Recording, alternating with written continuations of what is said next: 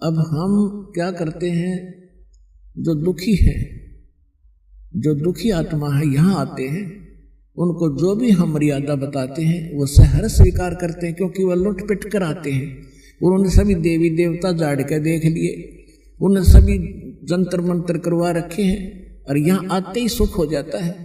तो फिर वो मर्यादा खरी रखते हैं, क्योंकि उनको मालूम है यदि मर्यादा भंग होगी तो वो कैर फिर टूटने लग जाएगा। और जो बीच बिचाला सा है, जो ना गने दुखी है ना गने सुखी है, और वो यहाँ आते हैं, नाम ले लेते हैं। परमात्मा का तो स्वभाव है, बिजली कनेक्शन मिलते ही कोई काम कर लियो सब डूडा उठा देगी, और फिर वो लोग विचलित हो जाते हैं, क्योंकि ज्ञान संपूर्ण ना होने से, और कहीं लोकलाज में आके फिर वो कोई ना कोई गड़बड़ कर ही जाते हैं, और मर्यादा भंग हुई। देखो, दो कारण होते हैं। कई भक्त ऐसे होते हैं बार बार मर्यादा भंग करते रहते हैं, कोई हानि भी नहीं होती उनको, और कुछ ऐसे होते हैं मर्यादा भंग कर दी तुरंत उसको हानि होगी या मृत्यु हो जाती है या कोई और कष्ट भारी आ जाता है। उसका ये कारण होता है कि जो बार बार मर्यादा भंग भी कर रहा है, कोई हानि भी नहीं हो रही है, तो उसका अभी शुभ संस्कार पिछले चल रहे हैं, और जिसने मर्यादा भंग कर दी और मृत्यु होगी तो उसका संस्कार था मृत्यु का, और मर्यादा भंग होने से परमात्मा का प्रोटेक्शन हट गया, और उधर से उसका वो समय आ गया। और यदि वो मर्यादा में होता तो वो समय वैसे कहा जाता मृत्यु का, उसको मृत्यु प्राप्त नहीं हो सकती। तो पुण्यात्माओं, ये थोड़ी सी सावधानी ये भी बरतो, घनी सावधानी बरतो कि हमारा नाम खंडा हो।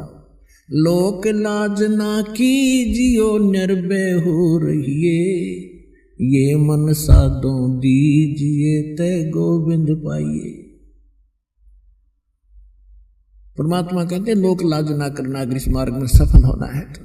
हाँ, लोक लाज वो करो जो चोरी नहीं करे, उसमें लोक लाज माने, जारी नहीं करे, रिश्वत नहीं लेनी चाहिए, और झूठ नहीं बोला, किसी को ठगा नहीं, ये है लोक लाज करण की।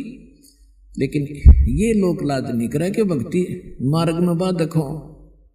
तो कबीर साहब कहते हैं कुल करनी के कारण ये हंसा गया बिगो, और तब ये कुल के कर लेगा जब तू चार पाया का हो।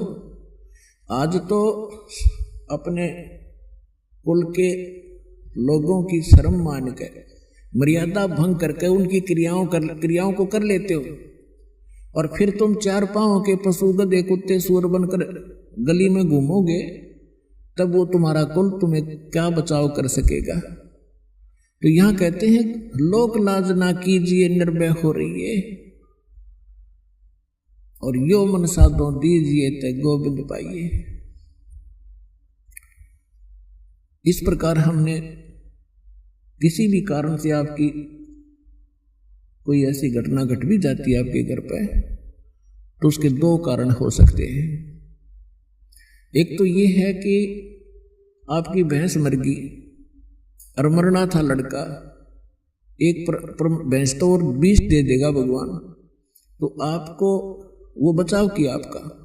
फिर दूसरा ये होता है कि जैसे कई भक्त होते हैं दुखी होकर आते हैं, कुछ एक को तो आप देख रहे हो, जैसा बहुत अनुभव सुनते हो भक्तों की अपनी आत्म कथा, कई तो ऐसे होते हैं आते ही नाम लेते हैं और तुरंत ठीक हो जाते हैं अधिकतर, और कुछ एक ऐसे होते हैं नाम ले भी लेते हैं, 2 4 10 बार चक्कर भी लगा लिए, राहत नहीं, जो वो सोचकर आते हैं कि हमें ये होना चाहिए और वो नहीं हो रहा, तो वो ये सोच बैठते हैं कि मुझे तो कोई लाभ नहीं हो रहा। तो उसके कारण आपको बता दिया, बहुत से ऐसे हैं कि जैसे या तो मर्यादा भंग है आपकी। कबीर साहब कहते हैं, अपनी महिमा पर बताते हैं, सतगुर के दरबार में कमी काहे की ना, अन समोज ना पावता तेरी चूक चाकरी माँ। इस कबीर भगवान के दरबार में इम्पॉसिबल वर्ड नहीं है इसकी डिक्शनरी के, लेकिन हमें लाभ नहीं मिल रहा, तो उस कहते तेरी चूक चाकरी में, तेरी कोई पूजा सेवा और श्रद्धा में त्रुटि है, उसको सुचारू कर, फिर ढूंढा ठा देगा। भगवान ही समर्थ है, ये क्या नहीं कर सकता। एक झोपड़ी में रहने वाला एक जुलाहा, जो संसार उसको जुलाहा मानने थी, जाने थे। अब तो दास पारखू हो गया, हमें पता लगा तो लाल थे, भगवान थे। और जिसके द्वार पर 18 लाख व्यक्ति आ गए, जिसके सुबह का आटा घर में ना हो और उसके घर पर 18 लाख मेहमान आ जाए, चिट्ठी बाई इनविटेशन, और सबको फिर 3 दिन तक वो मोहन भोजन खिला रहे हैं।